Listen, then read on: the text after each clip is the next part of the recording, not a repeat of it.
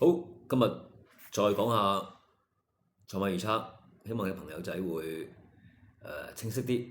OK，咁今日場地肯定變化同埋形勢都複雜嘅，所以唔能夠好有信心啊。咁啊，首先我會有兩場比較好啲嘅，就係5同9啊。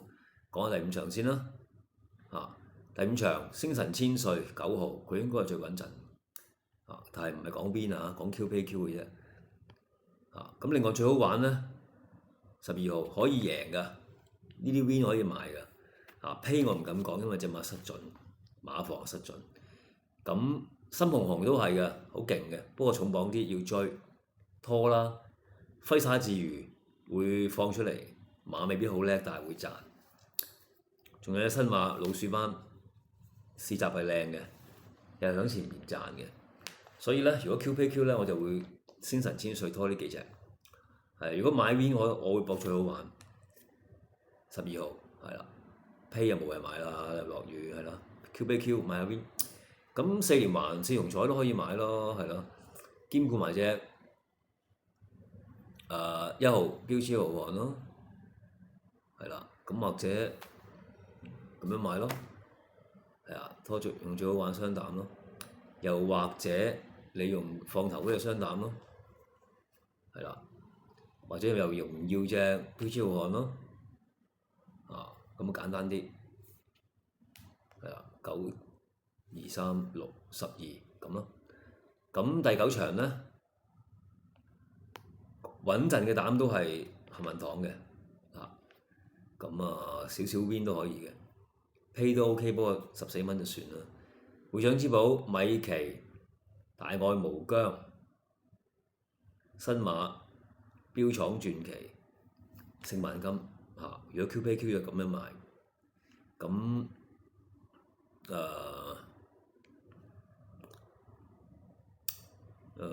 聖萬金抵買10號係啦，上一場係勁嘅，不過攞雨唔知會唔會好呢？就係呢個又係問題。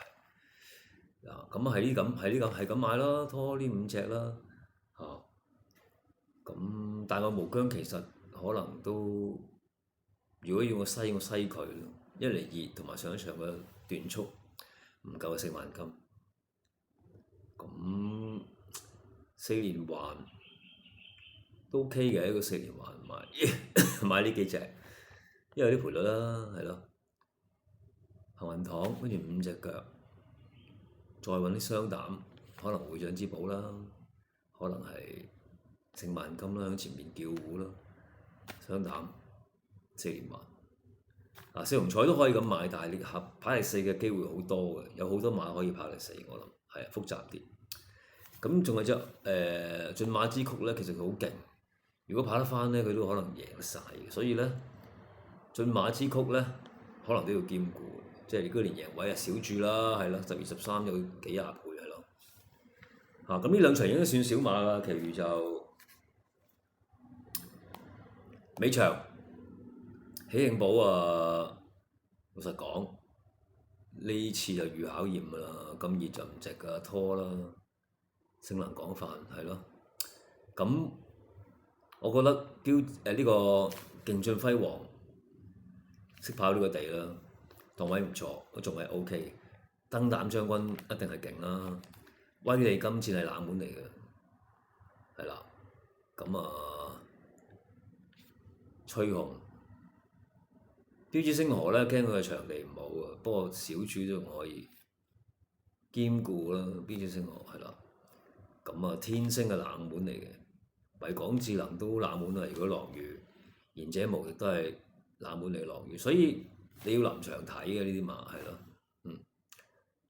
或者臨場我再比咧。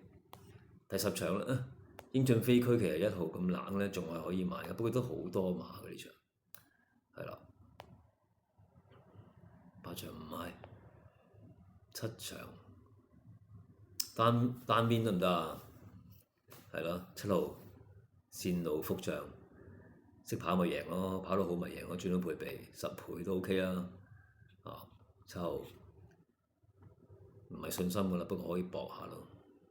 呢場算第4場極速神影啊，都係難搞嘅呢場。第三場，巴閉佬都可以搏下嘅，靚個位靚，不過好多馬，同埋呢場都係難買，講真，即係咯，真係難買，攞魚添。巴閉佬，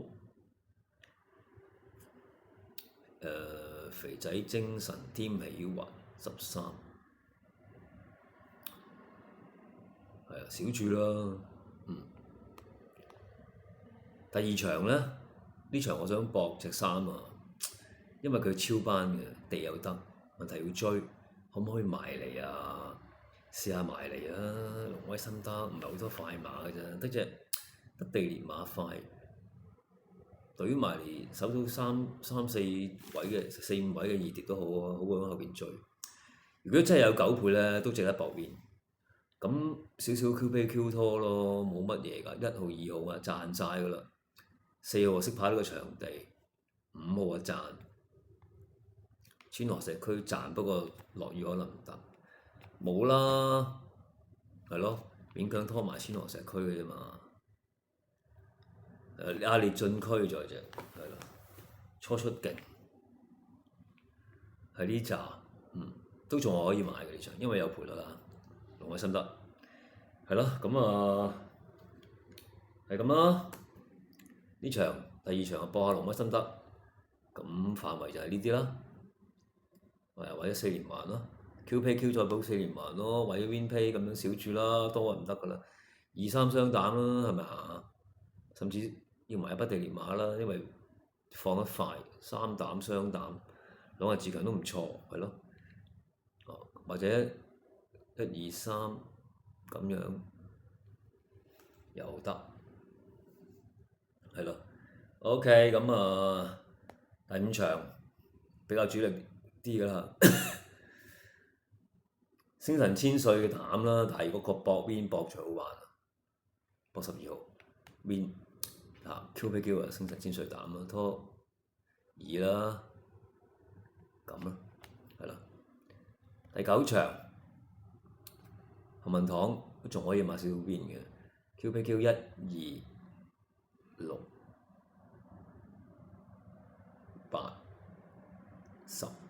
10都係冷門嚟嘅，14倍上場好勁嘅，係啊，咁啊係咯，10同13都唔錯啊，OK，好，今日講完咁多先，臨場可能再比下尾場，尤其是啊，OK。